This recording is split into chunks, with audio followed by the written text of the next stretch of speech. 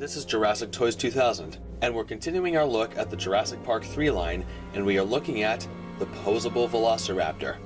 Alongside the standard lineup of figures, Hasbro also released two Poseable figures, this raptor and a Spinosaurus.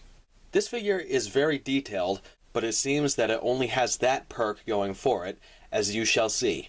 So let's begin by looking at detail. Taking a look at the head sculpt, it's very clear that the likeness is intended to be that of the male raptors seen in the film, albeit with a few differences. Namely the quills on the back of the head, which are much shorter, and the proportions of the face are very bony. Detail-wise, it's very good. The texture of the skin is very prominent, and you can see lots of folds and wrinkles in the neck. Scaling detail can be seen all around the face, and even under the jaw. The skin folds continue down the neck and into the upper body, as well as the arms, which to me look disproportionately large. The hands oddly look as though they're webbed, and the fingers are short, as are the claws. Moving down to the torso, where the wrinkling details continue, there doesn't seem to be any indication of ribs or musculature underneath the quote-unquote skin. And the wrinkles are especially prevalent on the figure's belly. As far as sculpted dinosaur bellies go, this is the most detailed one I've seen. The legs, on the other hand, do display musculature, but it's very softly detailed. And then we move down to the feet, where once again we're greeted by stumpy claws. Even the sickle claw looks rather small. On the upper left leg we have the JP3 mark in black, and the wrinkling details continue up the tail, which, depending on how you stand this figure, points straight up in the air. And the same details continue on the figure's right side, where there isn't too much difference. The base color of this figure is a dark brown with a tan underbelly that runs from the chin to the tip of the tail. A dark gray stripe runs the length of the figure from the back of the head to about the midsection of the tail. The underside of its hands are painted red. Almost looks like it washed its hands in blood. The top of the eye and nasal crests each have their own pinkish streak. The eyes are very nicely painted in my mind.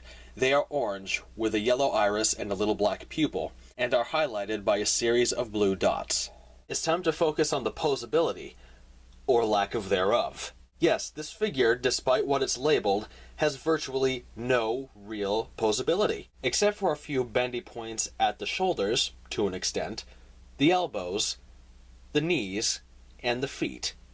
To call this figure posable would imply that there's a wire system embedded in it that would allow this figure to bend and remain posed to one's liking. And that simply isn't the case here.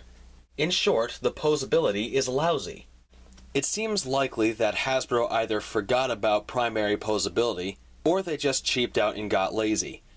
Now for a size comparison. Standing at 8.5 inches high and a little over 14 inches long, this figure is reasonably large. It even rivals Kenner's young T-Rex. Compared with human figures, let's bring in Sergeant T-Rex Turner, and the Raptor is just plain huge. And it just gets larger when compared to a Hasbro figure. And it even outsizes most Raptors from the other series, including its own. So there we have it, everyone. That was today's look at the Jurassic Park 3 Poseable Velociraptor. It is a pretty good figure, but you'd only be buying it for the detail alone, seeing as how posability is virtually non-existent. And even the paint apps, while they are good, barely make up for it. So what do you think, guys? Do you have this figure in your collection? Do you plan on adding it to your collection? Let me know in the comments down below. Thank you for watching, and as always, stay tuned for more.